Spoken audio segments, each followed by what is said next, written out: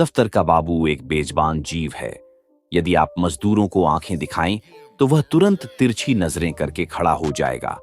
अगर आप कुल्ली को एक डांट देंगे तो वह सिर से बोझ फेंककर अपनी राह ले लेगा।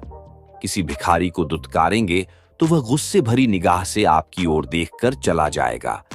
यहां तक कि गधा भी कभी कभी तकलीफ पाकर दो लातें झड़ने लगता है। लेकिन बेचारे दफ्तर के बाबू को आप चाहे आंखें दिखाएं, डांट दें, दुत्कारें या ठोकरें मारें, उसके माथे पर बल नहीं आएगा। उसे अपने विकारों पर जो अधिपत्य है वह शायद किसी संयमी साधु में भी नहीं होगा। वह संतोष का पुतला, सब्र की मूर्ति और सच्चा आज्ञाकारी है। इस तरह उसमें तमाम मानवीय अच्छाइयां मौजूद हैं। खंडहर का भी एक दिन भाग्य जागता है। दिवाली के दिन उस पर भी रोशनी होती है, बरसात में उस पर हरियाली छा जाती है। प्रकृति की दिलचस्पियों में उसका भी हिस्सा है। लेकिन इस गरीब बाबू के नसीब कभी नहीं जागते। उसकी अंधेरी तकदीर में रोशनी का जलावा कभी नहीं दिखाई देता। उसके पीले चेहरे पर कभी मुस्कान की चमक नहीं आती। उसके लिए सूखा सावन है, कभी हरा भादो नहीं। लाला फतेहचंद ऐसे ही एक बेजबान जीव थे। कहा जाता है कि मनुष्य पर उसके नाम का भी असर पड़ता है। फतेहचंद की दशा में यह बात यथार्थ सिद्ध नहीं हो सकी। यदि उन्हें हारचंद कहा जाए तो यह अत्युक्ति नहीं होगी। दफ्तर में हार, जिंदगी में हार, मित्रों में हार। उनके चारों ओर निराशाएं ही थीं।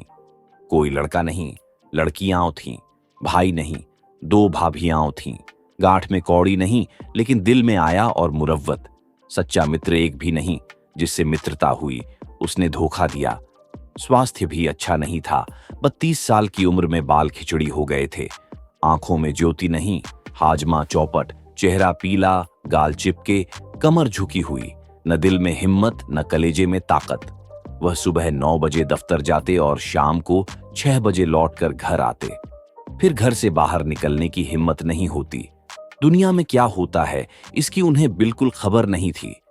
उनकी दुनिया, लोक परलोक जो कुछ था वही दफ्तर था। वे नौकरी की खैर मनाते और जिंदगी के दिन पूरे करते थे। न धर्म से वास्ता था, न दीन से नाता। न कोई मनोरंजन था, न खेल। ताश खेलना तो शायद एक मुद्दत गुजरी थी। जाड़ों के दिन थे। आकाश पर कुछ कुछ बादल छाए हुए थे। फतेहचंद 5:30 बजे दफ्तर से लौटे तो चिराग जल चुके थे। दफ्तर से आकर वह किसी से कुछ नहीं बोलते। चुपके से चारपाई पर लेट जाते और 15-20 मिनट तक बिना हिले डुले पड़े रहते। तब कहीं जाकर उनके मुंह से आवाज निकलती। आज भी वे प्रतिदिन की तरह चुपचाप पड़े थे कि एक ही मिनट में बाहर से किसी ने पुकारा। छोटी लड़की ने जाकर पूछा तो पता चला कि दफ्तर का चपरासी है।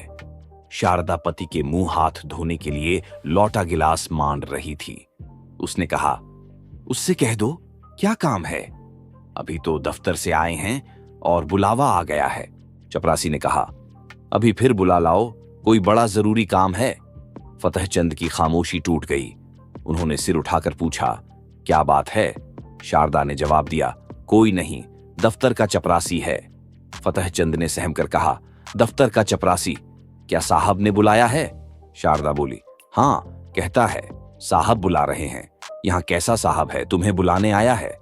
सवेरे गए, अभी मकान लौटे हो, फिर भी बुलावा आ गया। फतेहचंद ने कहा, जरा सुन लूं, किस लिए बुलाया है? मैंने सब काम खत्म कर दिया था, अभी आता हूं। शारदा ने कहा, जरा जलपान तो कर लो, चपरासी से बातें करने लगोगे तो तुम्हें अंदर आने की याद भी नहीं रहेगी। यह कहकर उसने एक प्याली में थोड़ी सी दाल मोठ और सेव लाए। फतेहचंद उठकर खड़े हो गए, लेकिन खाने की चीजें देखकर चारपाई पर बैठ गए और प्याली की ओर चाव से देखकर डरते हुए बोले, लड़कियों को दे दिया है ना? शारदा ने आंखें चढ़ाकर कहा, हाँ हाँ, दे दिया है, तुम तो खाओ। इतने में चपरासी ने फिर पुकारा, बाबूजी, हमें बड़ी देर हो रही है। शारदा ने कहा, क्यों नहीं कहते कि इस वक्त नहीं आएंगे? फतेहचंद ने जल्दी जल्दी दाल मोठ की 2-3 चम्मचें लीं, एक गिलास पानी पिया और बाहर की तरफ दौड़े। शारदा पान बनाती रह गई। चपरासी ने कहा, बाबूजी, आपने बड़ी देर कर दी, अब जरा लपक कर चलिए, नहीं तो जाते ही डांट पड़ेगा। फतेहचंद ने 2 कदम दौड़कर कहा, चलेंगे तो भाई, आदमी की तरह चाहे डांट लगाएं या दांत दिखाएं, हमसे दौड़ा नहीं जाता। बंगले पर ही है ना? चपरासी ने कहा, भला वह दफ्तर क्यों आने लगा? बादशाह है कि दिल लगी? चपरासी तेज चलने का आदी था। बेचारे बाबू फतेहचंद धीरे धीरे चलते थे। थोड़ी ही दूर चलकर वे हाँफ उठे।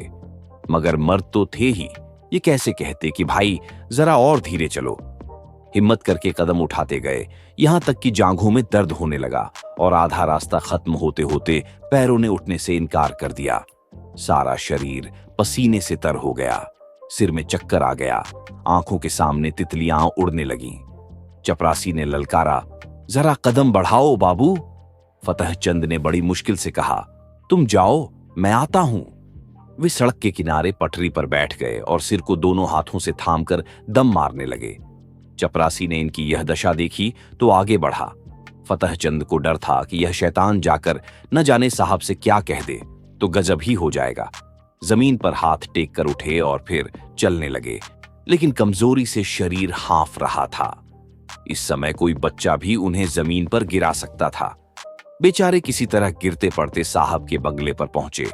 साहब बंगले पर टहल रहे थे, बार बार फाटक की तरफ देखते थे और किसी को न देखकर मन में झल्ला रहे थे।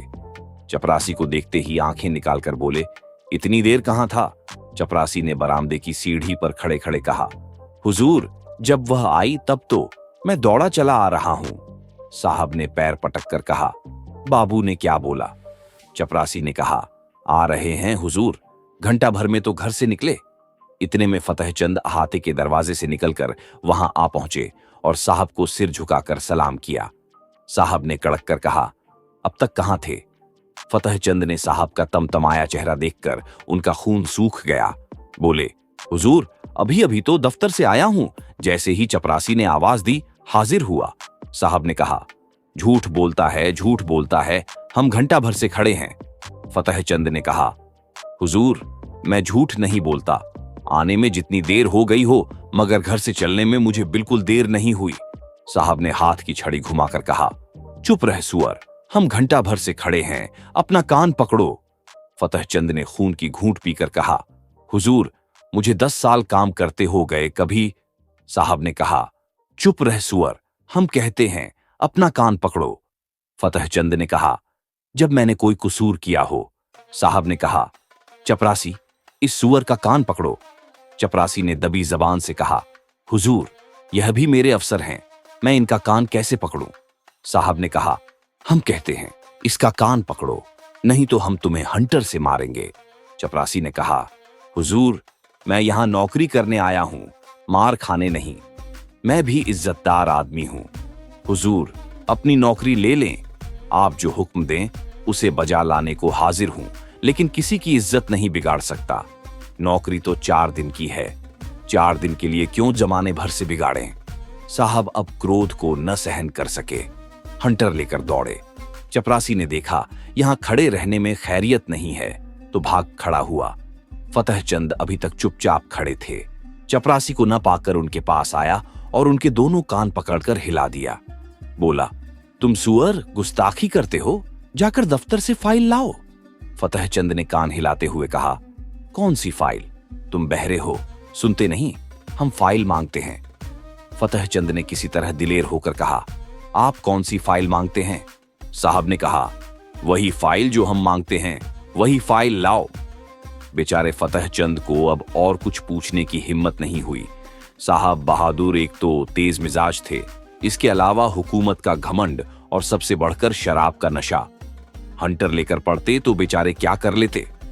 चुपके से दफ्तर की तरफ चल पड़े। साहब ने कहा, दौड़ कर जाओ, दौड़ो। फतेहचंद ने कहा, हुजूर, मुझसे दौड़ा नहीं जाता। साहब ने कहा, ओ, तुम बहुत सुस्त हो गए हो, हम तुम्हें दौड़ना सिखाएंगे, दौड़ो। पीछे से धक्का देकर, तुम अब भी नहीं दौड़ोगे? यह कहकर साहब हंटर लेने चले। फतेहचंद दफ्तर के बाबू होने पर भी मनुष्य ही थे। यदि वह बलवान होते तो उस बदमाश का खून पी जाते।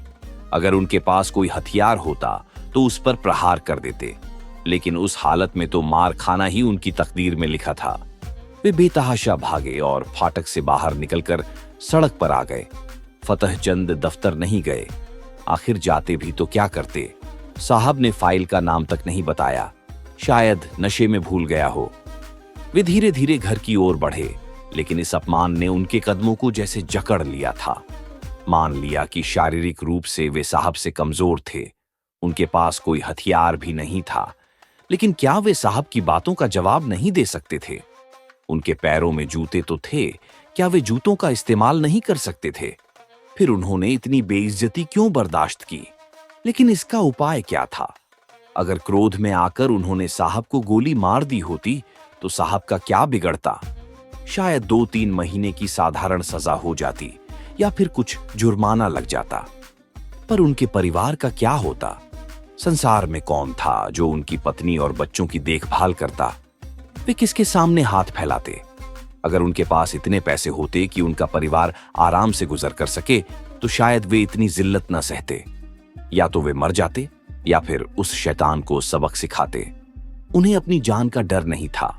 आखिर जिंदगी में ऐसा कौन सा सुख था जिसके लिए वे इतना डरते? उन्हें चिंता थी तो सिर्फ अपने परिवार के बर्बाद हो जाने की। आज फतेह चंद को अपनी शारीरिक कमजोरी पर जितना दुख हुआ उतना पहले कभी नहीं हुआ था। अगर उन्होंने शुरू से अपनी सेहत का ख्याल रखा होता, कसरत की होती, लकड़ी चलाना सीखा होता, तो क्या वह शैतान उनका कान पकड़ने की हिम्मत कर सकता था? उन्होंने सोचा कि कम से कम उन्हें घर से एक छुरी लेकर ही निकलना चाहिए था। अगर कुछ नहीं तो 2-4 हाथ जड़ देते, जेल जाना ही तो होता।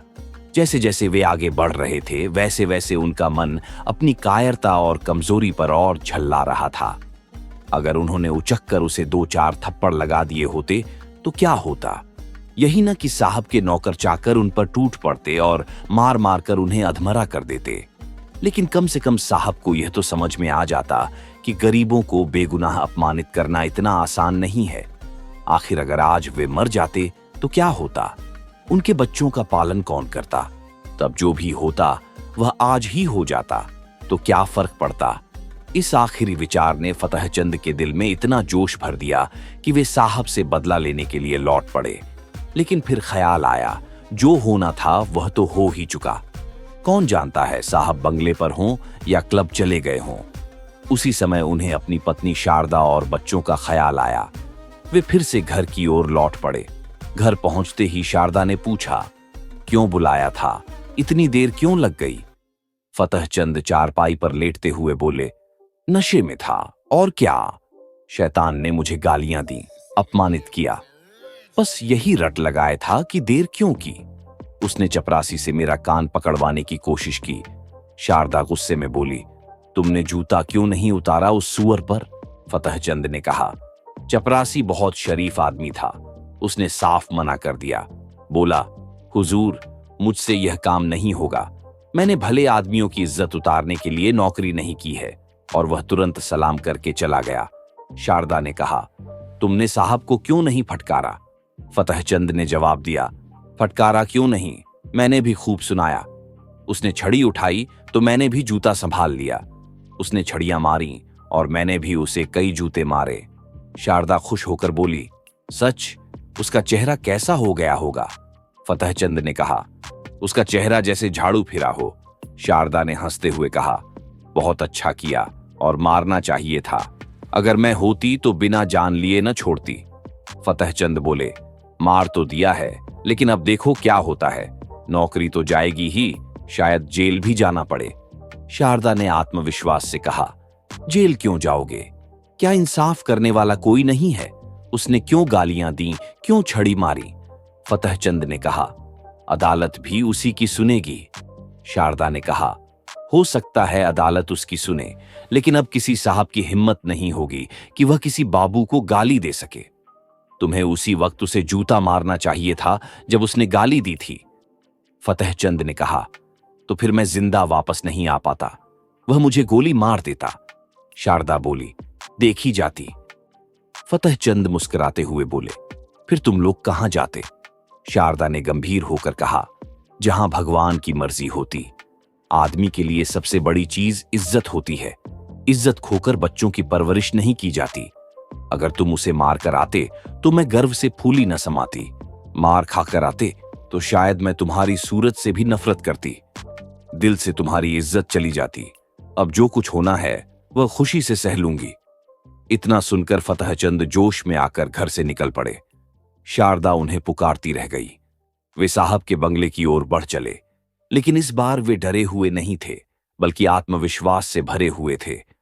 उनके कदमों में अब वह कमजोरी नहीं थी, उनका चेहरा आत्मविश्वास से दमक रहा था।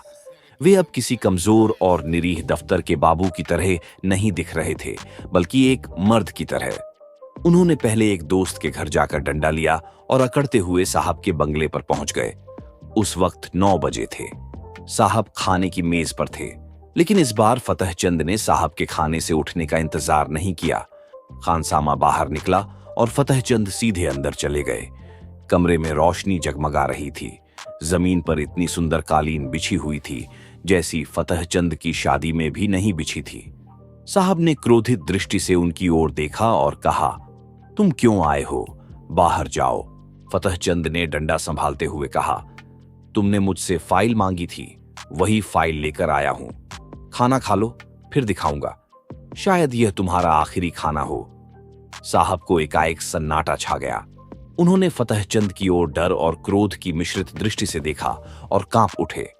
फतहचंद के चेहरे पर दृढ़ संकल्प स्पष्ट झलक रहा था। साहब समझ गए कि यह आदमी इस समय मरने मारने के इरादे से आया है। ताकत में भले ही फतहचंद उनसे कमतर थे, लेकिन इस समय वह पूरी तरह से तैयार थे कि ईंट का जवाब पत्थर से नहीं बल्कि लोहे से देंगे। यदि साहब ने कोई भी अपमानजनक शब्द कह दिया तो इसमें कोई शक नहीं था कि फतहचंद उन पर डंडा लेकर टूट पड़ते। हालांकि शारीरिक बल में साहब को फतहचंद से कोई चुनौती नहीं थी, परंतु बैठे बिठाए डंडे खाना भी समझदारी नहीं थी। कुत्ते को आप मार सकते हैं, ठुकरा सकते हैं, जब तक वह गुर्राता नहीं, लेकिन जब वह गुर्राता है और दौड़ पड़ता है तो आपकी हिम्मत कहां जाती है। यही हाल इस वक्त साहब का था।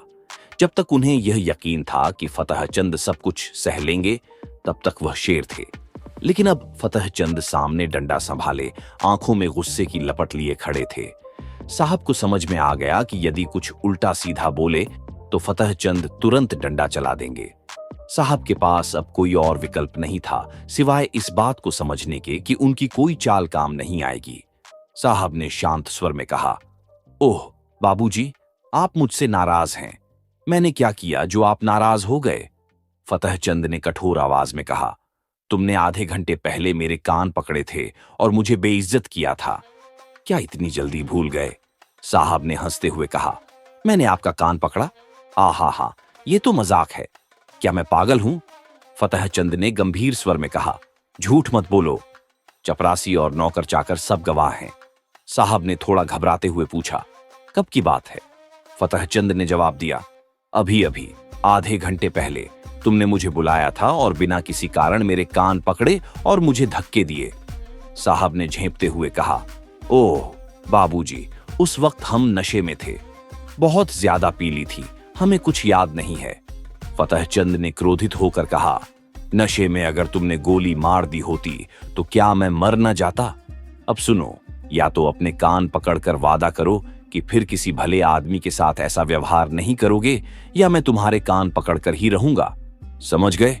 साहब ने बनावटी हंसी में कहा, अरे बाबूजी, आप बहुत मजाकिया हैं। अगर मैंने कुछ गलत कहा तो मैं माफी मांगता हूं। फतहचंद ने डंडा उठाते हुए कहा, कान पकड़ो। साहब अचानक उठ खड़े हुए और फतहचंद से डंडा छीनने की कोशिश की, लेकिन फतहचंद पहले से सतर्क थे। साहब जैसे ही उठे, फतहचंद ने डंडा उनके सिर पर मार दिया। साहब की खोपड़ी घूम गई। 1 मिनट तक सिर पकड़ने के बाद साहब बोले, मैं तुम्हें नौकरी से निकाल दूंगा।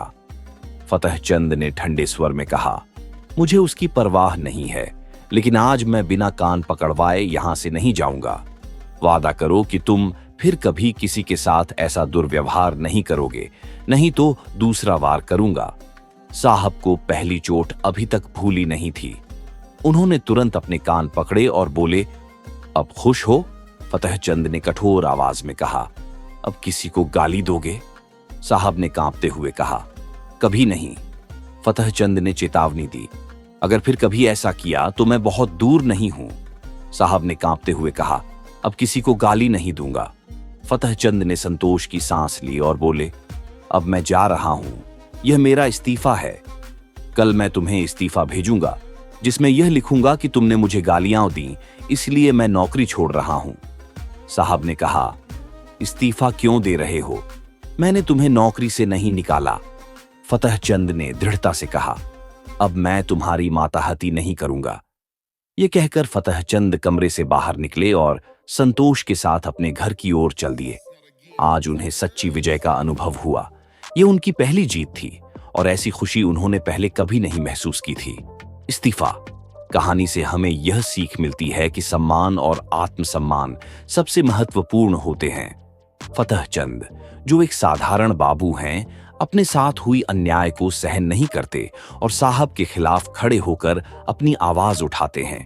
ये कहानी हमें यह समझाती है कि हमें कभी भी अपने सम्मान को हल्के में नहीं लेना चाहिए, चाहे हालात कितने भी कठिन क्यों न हों। इसके अलावा ये कहानी यह भी दर्शाती है कि मनुष्य को अपनी स्थिति के प्रति जागरूक रहना चाहिए और अन्याय के खिलाफ खड़े होने की हिम्मत रखनी चाहिए। फतहचंद का साहस हमें प्रेरित करता है कि हमें अपनी गरिमा के लिए लड़ना चाहिए, भले ही इसके परिणाम क्या हों। कहानी हमें यह सिखाती है कि असहमति और संघर्ष का सामना करना भी एक प्रकार की विजय है, जो हमें आत्मविश्वास और साहस देती है। अंततः इस्तीफा यह संदेश भी देती है कि एक व्यक्ति की गरिमा और आत्मसम्मान से बढ़कर कोई चीज नहीं होती और हमें अपने अधिकारों के लिए खड़े होना चाहिए। इस प्रकार यह कहानी हमें सामाजिक अन्याय और अत्याचार के खिलाफ खड़े होने का साहस देती है। आप सुन रहे थे मुंशी प्रेमचंद की लिखी कहानी इस्तीफा।